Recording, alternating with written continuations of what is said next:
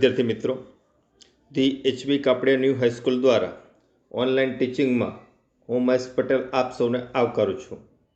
धोरण 12 विषय इतिहास प्रकरण 10 प्रगतिनो पंथ अने सुदृढ़ राष्ट्र निर्माणनी प्रक्रिया। आ प्रकरण में अगाऊ आपणे एक विडियो लेसन जोई गया था। आजना बीजा विडियो लेसननी अंदर आगळना महत्वना मुद्दाओनो अभ्यास करीशुं। जेमां जोईए कि वृद्धि दर अने प्राथमिकताना क्षेत्रों। आपणे जोईए कि देशनी अंदर आज़ादी काळ बाद आर्थिक वृद्धि दर अने प्राथमिकताना क्षेत्रों में केवो विकास थयो। तो एमां जोईए पहला औद्योगिकरण। औद्योगिकरण एटले के औद्योगिक क्षेत्रों विकास आज़ादी काळ पछी उत्तरोत्तर कई रीते थयो। तो स्वतंत्रता पूर्वेनी ब्रिटिश सरकारे भारत में उद्योगों विकास में बहु रस लीधो न हतो। भारतना उद्योगों ने विकसाववा माटेना प्रयत्नों अंग्रेजोए कर्या न हता, बल्कि भारतना गृहोद्योग, लघुद्योग, हुनर उद्योग ने तोड़ी पाड़वाना प्रयास कर्या हता। तो सरकारनो ए समय एकमात्र उद्देश्य भारतनु आर्थिक शोषण करवानो हतो। एटले के अंग्रेजो भारतना भोगे इंग्लैंड ने समृद्ध करवानी ज नीति अपनावी हती। हवे स्वतंत्रता प्राप्ति बाद भारत सरकारे पंचवर्षीय योजनाओना अमल थकी आयोजनबद्ध रीते आयोजनपूर्वक औद्योगिक विकासनी दिशा में व्यापक प्रयासों शुरू कर्या अने भारत में दिन प्रतिदिन विविध प्रकारना भारे अने पायाना उद्योगोनी स्थापना करी भावी एटले के भविष्यना औद्योगिक विकासनो पायो नाख्यो। भारे अने पायाना उद्योग एटले लोखंड पोलाद उद्योग, कारण के आ उद्योग थकी अन्य उद्योगोनो विकास थई सके, एटले आपणे एने पायाना उद्योग पण कही सकीए। बीजू के आज़ादी काळ बाद सुतराउ कापड़, खांड, वनस्पति अने वपराशी माल पैदा करता उद्योगोनी साथे साथे यंत्र सामग्री उत्पादनना उद्योगों उत्तरोत्तर विकसता रह्या। एटले विविध प्रकारनी मशीनरी यंत्र सामग्री पण भारत में बनवा लागी। लोखंड पोलाद उपरांत भारतनी अंदर भारे रसायण उद्योग, कोळसाना उद्योग वगैरे उद्योगों पण विकस्या। औद्योगिक उत्पादन में महद अंशे मोटा भागे स्वावलंबी बनी सकीए तथा विदेश में एज वस्तुनी निकास पण करी सकीए एवा प्रयत्नों थया अने एमां केटलीक अंशे सफलता प्राप्त थई। बीजी तरफ आज़ादी बाद सरेराश आर्थिक वृद्धिनो विकास दर 6% थी 7% रह्यो छे तथा देश में उद्योगों माटे अनुरूप वातावरण पण तैयार थयुं अने अनुरूप वातावरण तैयार करवा माटे आयोजन पंच अने आयोजननो महत्वनो फाळो रह्यो छे। बीजी तरफ कामदारों में जे कौशल्य अने कौशल्य प्राप्ति माटे शिक्षण जरूरी है, तो कामदारों में शिक्षण थकी नवुं कौशल्य पण आव्युं छे। संचालकोनो एक नवो वर्ग ऊभो थयो कि जे उद्योगों मैनेजमेंट करी सके। आम आज़ादी बाद औद्योगिक विकासनी दिशा में नक्कर प्रयासों थया अने देशनी अंदर उत्तरोत्तर उद्योगों विकास थयो। हवे बीजी तरफ कृषि क्षेत्र कि आज़ादी काळ बाद कृषि क्षेत्रनो केवो विकास थयो, तो एमां हरियाળી क्रांति आवी। केवी रीते? हरियाળી क्रांति 20મી सदीनी एक खास उपज, महान घटना अने सिद्धि गणाय छे, कारण के समग्र विश्व में कृषि क्षेत्रे सारा परिणामों प्राप्त थया। आम जोवा जईए तो हरियाળી क्रांतिनी शरूआत 1940 आसपास मेक्सिको में थई। कया शहर में सौ प्रथम शुरुआत थई? मेक्सिको में। मेक्सिको एटले उत्तर अमेरिकानो दक्षिण भाग कि जे मेक्सिको तरीके ओळखाय।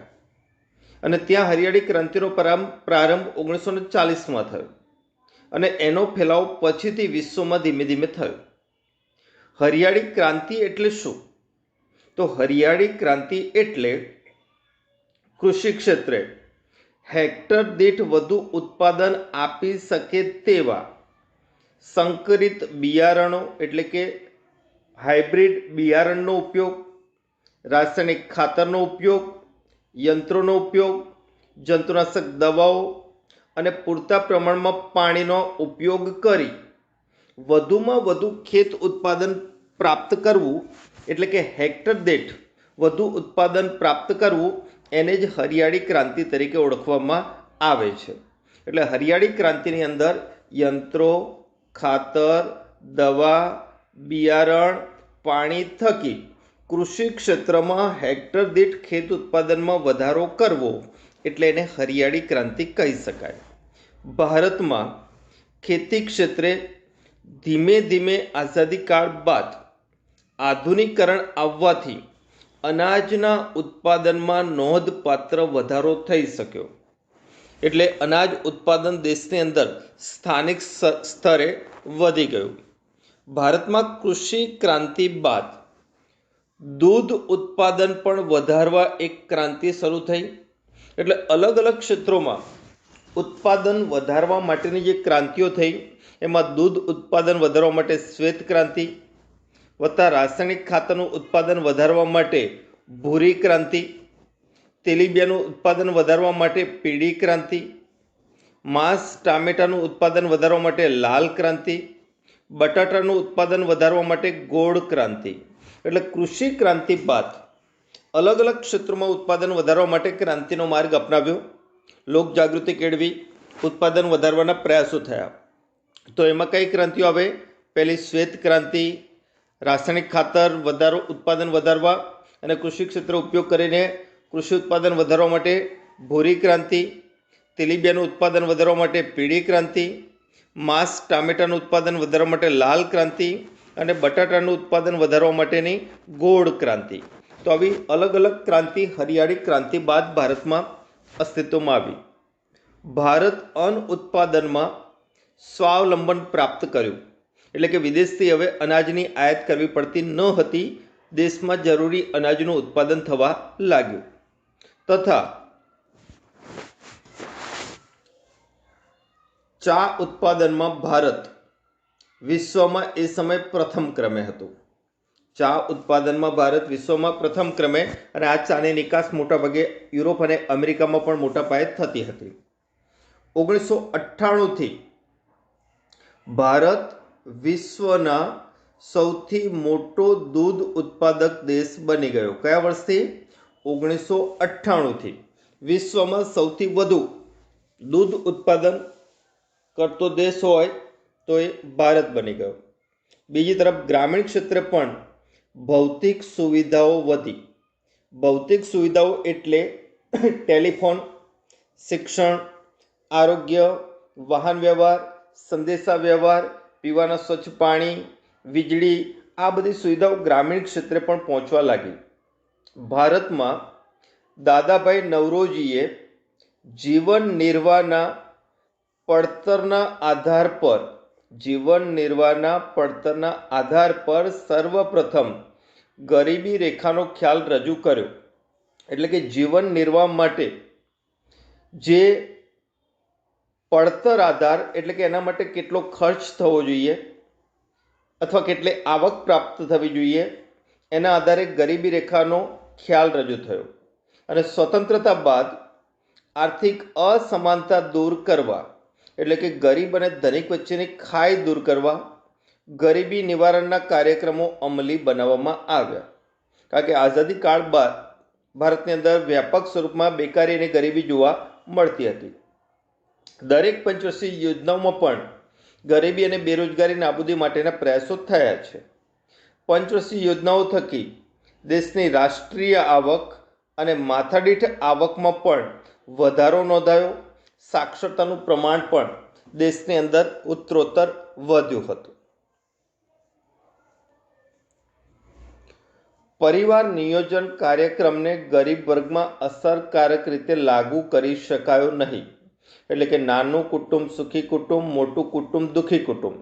એટલે કુટુંબની સભ્ય સંખ્યા નિયંત્રિત કરતો કાર્યક્રમ જે પરિવાર નિયોજન કાર્યક્રમ છે એ ગરીબ વર્ગમાં અસરકારક રીતે પ્રચલિત થયો નહીં. આથી વસ્તી વધારાને લીધે ભારત દેશની અંદર ગરીબાઈનું પ્રમાણ ઘટ્યું નહીં અને એના એ જ સ્થિતિ રહી છે. હવે સ્વતંત્ર ભારતમાં પ્રાથમિક શિક્ષણનો વિકાસ કેવી રીતે થયો?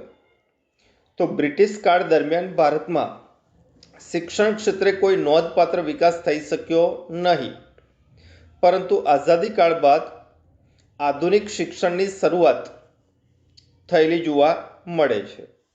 જેમાં તમે જુઓ કે લોર્ડ વિલિયમ બેન્ટિંગના શાસન સમયથી ભારતમાં આધુનિક શિક્ષણની શરૂઆત ગણાવી શકાય, પણ વિકાસ થયો નહોતો. સ્વતંત્રતા સમયે પ્રાથમિક શાળાઓ ધોરણ 1થી 6માં તથા 6થી 11ની વયજૂથના કુલ બાળકો પૈકી, એટલે કે 1થી 6માં ભણી શકે એવા અને 6થી 11માં ભણી શકે એવા કુલ બાળકો પૈકી 35% જેટલા જ બાળકો શાળાએ લાવી શકાયા હતા. એનો અર્થ કે શિક્ષણ મેળવી રહ્યા હતા. એનો અર્થ કે 65% એ વયના બાળકો શિક્ષણ મેળવતા નહોતા. પછીથી પ્રાથમિક શિક્ષણને દેશમાં ફરજિયાત બનાવી પંચવર્ષીય યોજનામાં વધુને વધુ મહત્ત્વ આપવામાં આવ્યું, જેને કારણે શિક્ષણના સ્તરમાં ઉત્તરોત્તર સુધારો થયેલો જોવા મળે છે. ભારતે પ્રાથમિક શિક્ષણને બુનિયાદી શિક્ષણનો સિદ્ધાંત સ્વીકાર્યો, એટલે કે દરેક માટે આવશ્યકતા સ્વીકારી. જ્યારે બીજી તરફ બીજી ખેરના અધ્યક્ષપણા નીચે એક સમિતિ 1948માં નિમાઈ અને 3 પંચવર્ષીય યોજનાઓ દરમિયાન બુનિયાદી શિક્ષણ દાખલ કરવામાં આવ્યું. આઝાદી કાળ બાદ શિક્ષણના સ્તરને સુધારવા માટે કોના અધ્યક્ષપણા નીચે એક સમિતિ નિમાઈ? તો બીજી ખેરના. કયા વર્ષમાં? 1948માં. અને શું પ્લાનિંગ થયું? તો 3 પંચવર્ષીય યોજનાઓ દરમિયાન બુનિયાદી શિક્ષણ દાખલ કરવામાં આવ્યું. જ્યારે ત્રીજી યોજનાને અંતે પ્રાથમિક તાલીમ સંસ્થાઓનું સંપૂર્ણ બુનિયાદીકરણ થયું, જે અભૂતપૂર્વ સિદ્ધિ ગણાવી શકાય. એટલે શિક્ષણ ક્ષેત્રની અંદર જબરજસ્ત સુધારો અહીંયા મૂલવી શકાય. સ્વતંત્રતા પ્રાપ્તિ બાદ પ્રાથમિક શિક્ષણનું પ્રમાણ વધ્યું હોવા છતાં તેની કેટલીક સમસ્યાઓ પણ છે, જેમ કે ગ્રામ્ય વિસ્તારની શાળાઓમાં પૂરતી સંખ્યા હાજર ન હોવી, અધવચ્ચેથી બાળકો ઉઠી જવા, આ બધી સમસ્યાઓ દેશની અંદર જોવા મળે છે. સ્વતંત્ર ભારતમાં ઉચ્ચ શિક્ષણનો કેવી રીતે વિકાસ થયો અને શું સ્થિતિ હતી પ્રારંભિક અને હાલ? સ્વતંત્રતા પ્રાપ્તિ સમયે મધ્યસ્થ શિક્ષણ સલાહકાર બોર્ડ ઠરાવ કરી દેશમાં માધ્યમિક શાળાના શિક્ષણ બાબતે એક પંચ નીમવા ભલામણ કરી કે જે માધ્યમિક શિક્ષણ સંદર્ભે સલાહ સૂચન આપી શકે. અને મુદલિયારના અધ્યક્ષપણા હેઠળ આ પંચ નિમાયું અને તેમની ભલામણ મુજબ માધ્યમિક શિક્ષણના વિકાસ માટેના પગલાં લેવામાં આવ્યા. આ પછી ડૉક્ટર સર્વપલ્લી રાધાકૃષ્ણનના અધ્યક્ષપણા હેઠળ ભારત સરકારે એક યુનિવર્સિટી શિક્ષણ પંચ નિમ્યું. એ પણ 1948માં, જેના અધ્યક્ષ હતા ડૉક્ટર સર્વપલ્લી રાધાકૃષ્ણન. આ પંચની ભલામણો એવી હતી જે ભલામણો સરકારે સ્વીકારી હતી. તો ભલામણોનો સ્વીકાર કરતાં એવું કહેવામાં આવ્યું કે યુનિવર્સિટીના અભ્યાસક્રમો એક સરખા રાખવામાં આવવા જોઈએ. દેશની અંદર યુનિવર્સિટીઓ અલગ અલગ હોય, પણ એના અભ્યાસક્રમો એક સરખા રાખવા એવી ભલામણ ડૉક્ટર સર્વપલ્લી રાધાકૃષ્ણની અધ્યક્ષતામાં નિમાયેલા પંચે કરી. બીજી ભલામણ એવી હતી કે શિક્ષણનું માધ્યમ મોટા ભાગે એટલે કે બહુધા માતૃભાષામાં રખાયું. દેશમાં ખેતીવાડી, ઇજનેરી, તબીબી, કાનૂની અને વ્યવસાયલક્ષી ડિપ્લોમા અભ્યાસક્રમ આપતી કોલેજ અને સંસ્થામાં વધારો કરવો કે જેને કારણે કૌશલ્ય પ્રાપ્તિને લગતું શિક્ષણ પ્રાપ્ત થાય. યુનિવર્સિટી ગ્રાન્ટ્સ કમિશન સ્થાપવું. કોલેજમાં વિદ્યાર્થીઓની સંખ્યાની મર્યાદા નક્કી કરાઈ. અભ્યાસક્રમ અને પરીક્ષા પદ્ધતિમાં ફેરફાર અને સુધારા પણ સૂચવવામાં આવ્યા. અધ્યાપકોના પગારમાં વધારો. તો આ બધી ભલામણો ડૉક્ટર સર્વપલ્લી રાધાકૃષ્ણની અધ્યક્ષતામાં યુનિવર્સિટી શિક્ષણ પંચ નિમાયું એમની હતી. આ ઉપરાંત ભારતીય કેળવણીના ઇતિહાસમાં બીજા કેટલાક પંચ અને એના અહેવાલો જોવા મળે કે જેની અંદર કોઠારી પંચનો અહેવાલ 1966માં આવ્યો અને એમની મોટાભાગની ભલામણો પણ સરકારે સ્વીકારી. ભારત સરકારે રાષ્ટ્રીય શિક્ષણ નીતિ 1964માં ઘડી કાઢી. પ્રાથમિક શિક્ષણના સાર્વત્રિકરણ અને પ્રૌઢ શિક્ષણ પર ભાર મૂકવામાં આવ્યો. પ્રૌઢ શિક્ષણ એટલે મોટી વયના વ્યક્તિઓને આપવામાં આવતું શિક્ષણ. આ ઉપરાંત દૂરવર્તી શિક્ષણને પણ સ્થાન અપાયું.